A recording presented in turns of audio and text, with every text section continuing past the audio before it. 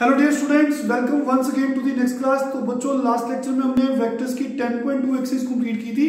तो 10.3 एक्सरसाइज शुरू करने के लिए हमें एक नया टॉपिक सीखना है जिसका नाम है डॉट प्रोडक्ट ऑफ वेक्टर्स। तो देखिए, वी हैव डॉट प्रोडक्ट और scalar product of two vectors. तो बच्चों, वेक्टर्स को मल्टीप्लाई करने के लिए हमें जहां तो डॉट प्रोडक्ट की हेल्प लेनी पड़ती है, जहां क्रॉस प्रोडक्ट की। तो सबसे पहले हम डॉट प्रोडक्ट की बात करेंगे जिसका अनदर नेम है स्केलर प्रोडक्ट। तो लिखिए इसकी डेफिनेशन। सपोज करो a and b are two vectors and theta be the angle between them and range of theta is 0 to 180 degree and range of theta is 0 to 180 degree, then dot product or scalar product of A and B is denoted by A dot B and it is given by A dot B equal to magnitude of A magnitude of B cos of theta। तो अगर हमारे पास दो vectors हैं और theta उनके बीच में angle है, मान लो जैसे ये ए वेक्टर, ये स्टार्टिंग पॉइंट है इस वेक्टर का, ये इस वेक्टर का स्टार्टिंग पॉइंट है, दोनों को-इनिशियल है, दोनों का स्टार्टिंग पॉइंट सेम है। इधर मान लो ए वेक्टर है, ये मान लो बी वेक्टर है, उनमें एंगल है थीटा और थीटा की रेंज है 0 और 180 डिग्री के बीच में। तो in order to product of two vectors, अगर हमने दोनों में प्रोडक्ट निकालनी है तो हम डॉट प्रोडक्ट की हेल्प ले सकते हैं। तो dot product of two vectors a and b, it is denoted by, आपने ए वेक्टर लिखना है, आपने बी वेक्टर लिखना है, बीच में डॉट का साइन डालना है, ठीक है, a dot b, and it is given by the formula a dot b equal to magnitude of A multiply magnitude of B cos of theta। ठीक है, तो इसका जो आंसर आएगा ना, जो वो एक कांस्टेंट आएगा, एक स्केलर आएगा, तभी तो इसका नाम स्केलर प्रोडक्ट भी रखा गया है। फाइन, क्लियर हो गया सबको? तो ये हो गया डॉट प्रोडक्ट की डेफिनेशन। तो एक और लिखेंगे, dot product in terms of its components, dot product in terms of its component, dot product in terms of its, ठीक है, in terms of the components। क्या मतलब है इसका? मान लो, सपोज कर लो आपके पास दो वेक्टर्स हैं a1i plus a2j plus a3k। मान लो कि b वेक्टर है b1i plus b2j plus b3k। तो बच्चों, हमने इनका डॉट प्रोडक्ट निकालना है, इन दोनों को मल्टीप्लाई करना है। तो ए डॉट बी, इनको मल्टीप्लाई करना है, हमने ए की वैल्यू रख दी, दिस इज द, ठीक है, ये ए डॉट बी वेक्टर की वैल्यू b1i। मान लो हमें दो वेक्टर्स गिवन है in terms of components, components है ना i j के। अगर वेक्टर्स हमें in terms of components given है तो इनका dot product a dot b कैसे निकालना है? जब आप इसको ब्रैकेट्स को ओपन करेंगे, सॉल्व करेंगे, देखिए तो हमारा आंसर आएगा a1 b1, ब्रैकेट्स को ओपन करेंगे जब, ठीक है बच्चों, तो सीधा ही आपका आंसर आएगा a1 b1 plus a2 b2 plus a3 b3। Reason देखिए, जब इसको इससे मल्टीप्लाई करेंगे a1 b1, देखिए अगर मैं ब्रैकेट्स को ओपन करूंगा a1i डॉट b1i, तो कांस्टेंट्स कौन है? a1 b1 और साथ में i डॉट i। तो बच्चों, i डॉट i कैसे निकालते हैं? अभी हमने डेफिनेशन बताई कि दो वेक्टर्स का मल्टीप्लाई करना है तो उसका डॉट प्रोडक्ट निकालने का फॉर्मूला है magnitude of a magnitude of b cos of theta. तो बच्चों, magnitude of i magnitude of i cos of 0, because दो वेक्टर सेम है आई और आई, और दो अगर वेक्टर सेम है उनमें एंगल क्या होगा 0 डिग्री। आई और आई दो सेम एंगल्स हैं तो आपस में ये कितना एंगल बनाएंगे 0 डिग्री। तो बच्चों हम जानते हैं आई कैप जे कैप के कैप यूनिट वेक्टर्स होते हैं तो इनका मैग्नीट्यूड 1 होता है। तो दिस इज 1 cos 0 1, तो आई डॉट आई 1 आ गया, तो इसकी वैल्यू आ गई a1 b1। In the same way J dot J उसका आंसर भी 1 होगा, k डॉट के का आंसर भी 1 होगा। इन द सेम वे अगर मैं i डॉट जे निकालता हूं तो फार्मूला क्या है magnitude of i magnitude of j cos, हम जानते हैं x axis y axis z axis 3 mutually perpendicular lines हैं, तो इसके long vector unit vector i cap होता है, इसके long unit vector j cap होता है, z एक्सिस के long unit vector k cap होता है। तो बच्चों इन द सेम वे i और j के बीच में जो एंगल है वो 90 डिग्री होगा, j और k के बीच में एंगल 90 डिग्री होगा, k और i के बीच में एंगल 90 डिग्री होगा। तो बच्चों cos ऑफ 90 हम जानते हैं 0 होता है, तो इसका मैग्नीट्यूड 1 इसका मैग्नीट्यूड 1 cos 90 0। तो हमने एक रिजल्ट डेवलप कर लिया i dot i j dot j k dot k सबका आंसर 1 होगा। लेकिन अगर हम i डॉट j निकालें j डॉट k निकालें जब k डॉट i निकालें सबका आंसर 0 होगा। तो जैसे ही हमने ब्रैकेट्स को ओपन करना शुरू किया तो i डॉट i 1 होगा तो ये वैल्यू आ जाएगी। जब मैं a1 i कैप को ये b2 j कैप के साथ मल्टीप्लाई करूंगा तो बच्चों i cap dot j cap इसका आंसर जो होगा वो 0 होगा। ऐसे सारी टर्म कैंसिल हो जाएगी, we have left with only 3 terms that is a1 b1 plus a2 b2 plus a3 b3। Once more अगर हमें वेक्टर्स दिए हैं इस तरह से in terms of components, vectors in terms of i j के दिए हैं तो डॉट प्रोडक्ट कैसे निकालते हैं a डॉट b, उसके लिए direct formula a1 b1 plus a2 b2 plus a3 b3। Reason हमने बता दिया, जब आप ब्रैकेट्स को ओपन करोगे तो i dot i j dot j और k डॉट k सबका आंसर 1 होगा, और i dot j dot k और k डॉट i का आंसर 0 होगा। तो simply learn this formula, I hope clear सबको। तो this is vector in terms of components. तो बच्चों इनका डॉट प्रोडक्ट निकालना हमने सीखा। तो चलिए हम क्वेश्चन शुरू करते हैं। Exercise 10.3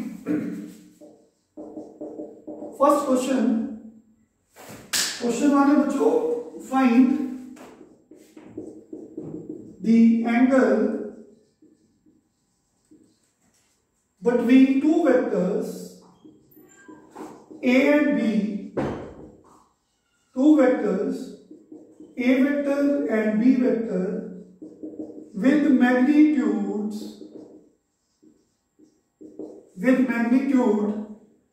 √3 and 2 respectively, and having a dot b is equal to √6. So we have to find the angle between two vectors a vector and b vector, और हमें गिवन है कि मैग्नीट्यूड ऑफ a √3 ऐसे बोलते हैं और मैग्नीट्यूड ऑफ b ऐसे लिखते हैं, और डॉट प्रोडक्ट का फार्मूला बच्चों में a डॉट b √6 गिवन है। तो a डॉट b का फार्मूला हमने अभी याद किया, magnitude of a magnitude of b cos of theta. तो बच्चों यहां से वैल्यूज पुट करेंगे, मैग्नीट्यूड ऑफ a हमें दे रखा है √3, मैग्नीट्यूड ऑफ b हमें दे रखा है 2, cos of theta is equal to √6। तो cos थीटा की जगह पे √6 ओवर ये मिल जाएगा। तो बच्चों √6 को लिख सकते हैं √2 इंटू √3, नीचे 2 को लिख सकते हैं √2 दो बार।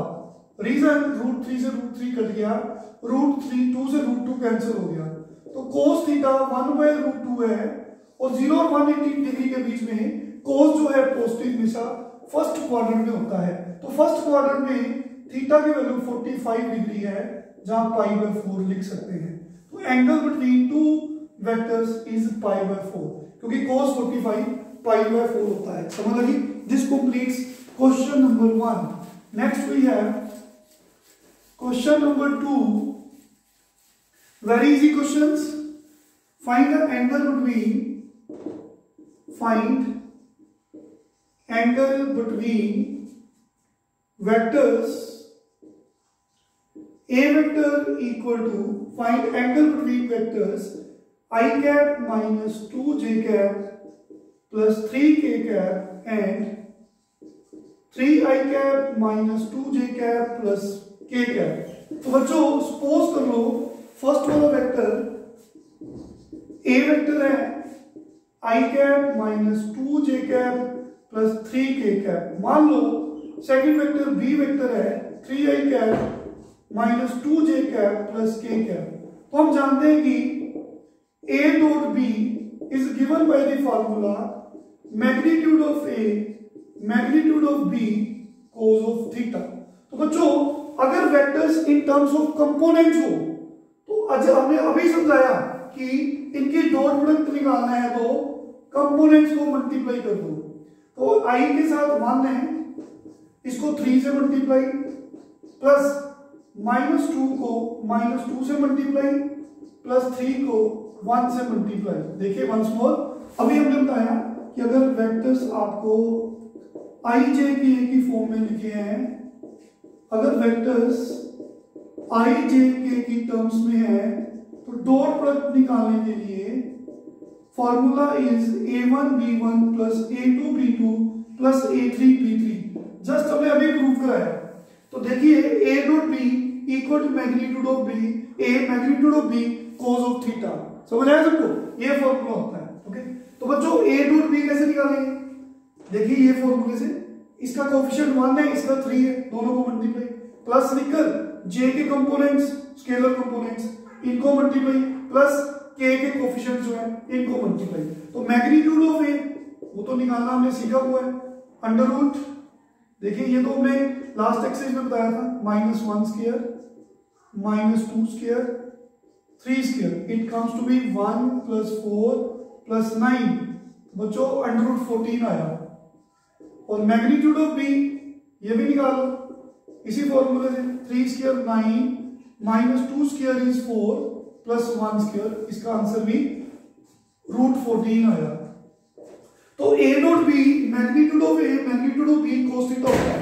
तो a डॉट b हमने ये फॉर्मूले से वैल्यू पुट कर दी, इक्वल टू a का मैग्नीट्यूड निकाल लिया, b का मैग्नीट्यूड पुट कर दिया cos थीटा।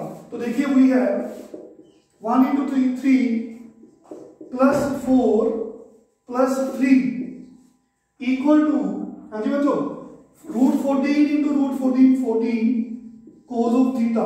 तो वी हैव 7 + 3, ठीक है, कितना आ गया 10 14 cos थीटा। तो 10/14 cos theta, it implies that cos theta equal to, देखिए 2 5 का कटिंग की, 2 5 का 10 2 7 का 14। तो थीटा की value cos inverse 5/7 answer. Very easy sir and very important question, ये 2 मार्क्स में पूछा जा सकता है।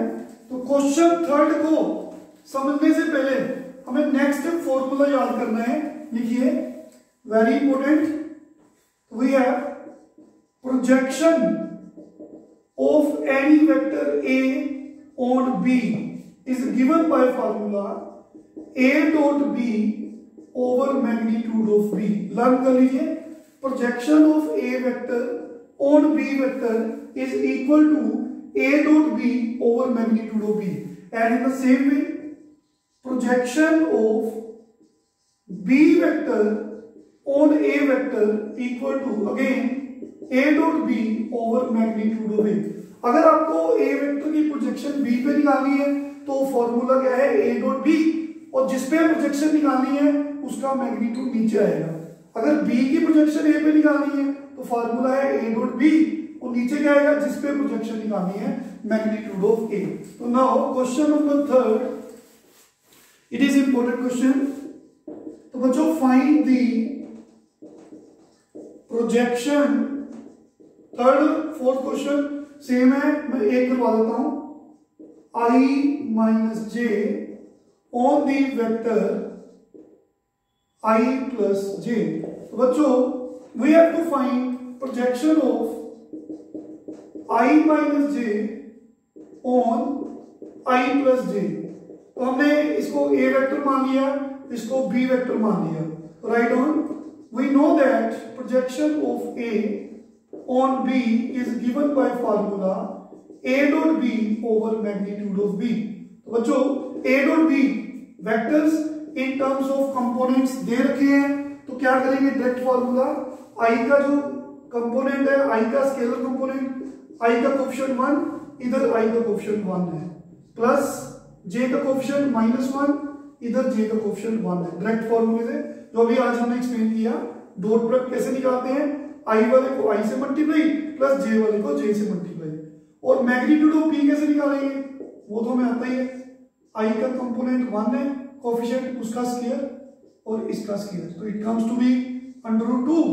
तो फाइनल आंसर इज 1/√2, साथ में देखिए -1/√2। ये कितना आ गया, 1 - 1 देखो बच्चों, 1 - 1/√2, तो 0/√2 answer is 0। Projection of a vector on b vector in this question is 0। तो नेक्स्ट क्वेश्चन 4 इज सेम। चलिए एक और करवा देते हैं क्योंकि ये काफी इंपॉर्टेंट क्वेश्चन है। Find the projection of a vector on b vector. तो फॉर्मूला इज क्या लिखेंगे, projection of a vector on b vector is equal to a dot b over magnitude of b। तो बच्चों a डॉट b, ये i का coefficient 1, इधर i का coefficient 7 plus 3 into -1 plus 7 into 8। तो मैग्नीट्यूड ऑफ b कैसे निकालते हैं, ये हमें पता है सबको, √7 square plus -1 square plus 8 square. तो कितना आ जाएगा, इनको प्लस करेंगे तो 50 प्लस 60 114 आ जाएगा। 114 2, ठीक है बच्चों, नहीं फैक्टर नहीं बन रहे इसके, तो हाँ जी 3 के टेबल पे जा रहा है, 3 1 था, तो इसके पेयर्स बाहर नहीं आ रहे, तो √14 रहने दीजिए, ऐसे रहने दीजिए। तो फाइनल वी हैव 7 - 3 प्लस 56, ठीक है, ओवर √114। तो 56 plus 7 63 minus 60 over √114 is the answer. तो आज आप इन क्वेश्चंस की प्रैक्टिस करेंगे, नेक्स्ट लेक्चर में आगे कंटिन्यू करेंगे। Thank you very much, take care.